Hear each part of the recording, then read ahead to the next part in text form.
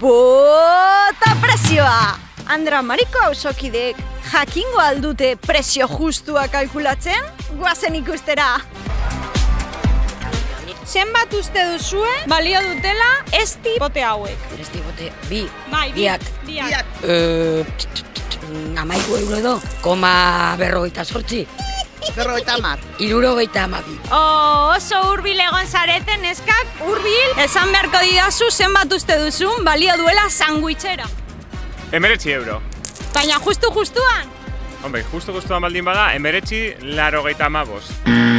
Txokolatesko tarta hau, polita, liluragarria, potoloa, bat bi hiru, bota prezioa.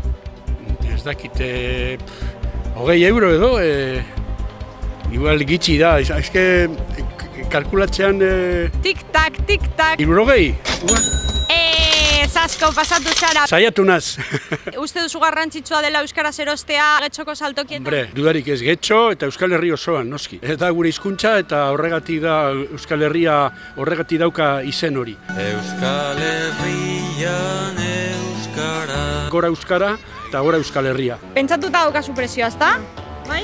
A ber, irugote egin dira uste dut, euro edo horrela edo, zei. Baina pentsatu desimalekin. Ez da berrogeita ma.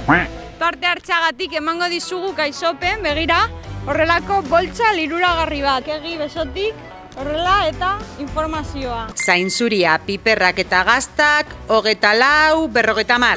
Hurbil egon zara, baina ez da justu prezioa, horregaitik emango dizut kaizopen boltsa bat, bale?